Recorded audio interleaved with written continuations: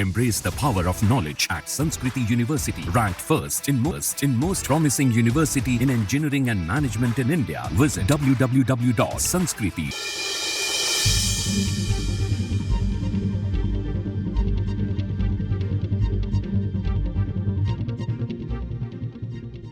हरियाणा में आज 90 विधानसभा सीटों के लिए मतदान डाले जा रहे हैं। सुबह 7 बजे से ही मतदान केंद्रों पर लोगों की भीड़ देखने को मिली।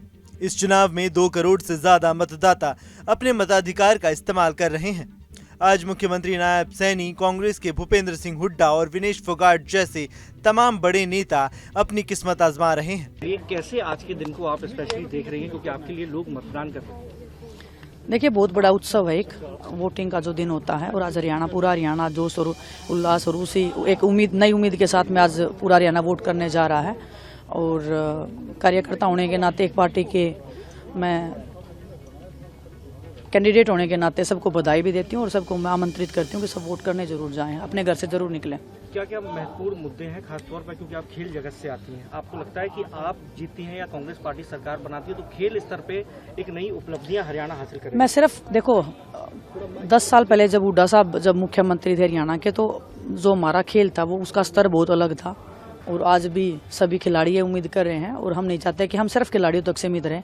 हरियाणा में जितने भी वर्ग हैं, हम सबको एक साथ लेके आगे बढ़ना चाहते हैं। नशे को लेकर आपकी क्या रहेगी? क्या आप चाहेंगे कि जुलाना क्षेत्र में यदि कोई नशा करता है तो वो दूर हो? जब मैं फिर वही बात कर रही हूँ, मैं सिर्फ जुलाना तक सीमित नहीं रहना चाहती हूँ। हम पूरे हरियाणा वासियों के यहाँ पे बात कर रहे हैं, और नशा बहुत बड़ा एक मुद्दा है, बहुत चिंता का विषय है, और हमारे आने वाली जनरेशन को कैसे बचा के रखना है वो हमारा दायित्व है, और उसको हम 5 साल तक अपना दायित्व समझ के दिन रात मेहनत करके उसको निभाएंगे। क्या हम भावी मंत्री से भी बात कर रहे हैं? क्या आपको ये उम्मीद है क्या इस बात को?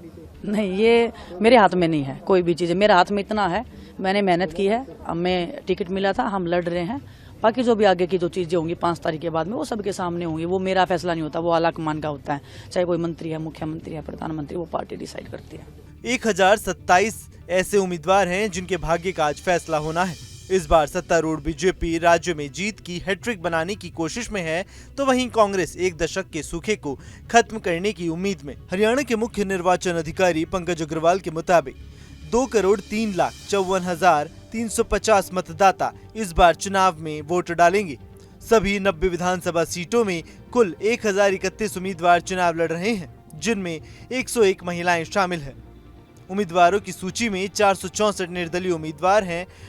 इलेक्शन कमीशन के मुताबिक मतदान के लिए कुल 20,632 मतदान केंद्र बनाए गए हैं। वहीं चुनावी मैदान में बीजेपी, कांग्रेस, जेजेपी, इनेलो जैसी तमाम पार्टियां हैं। केंद्रीय मंत्री मनोहर लाल खट्टर ने भी करनाल में वोट किया।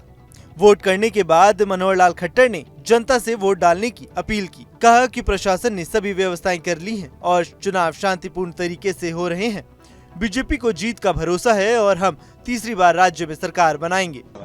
सीएम सर, आपकी बात भाजपा की क्या चुनौतियां देखते हैं? सरकार बनाने में क्या दिक्कत है?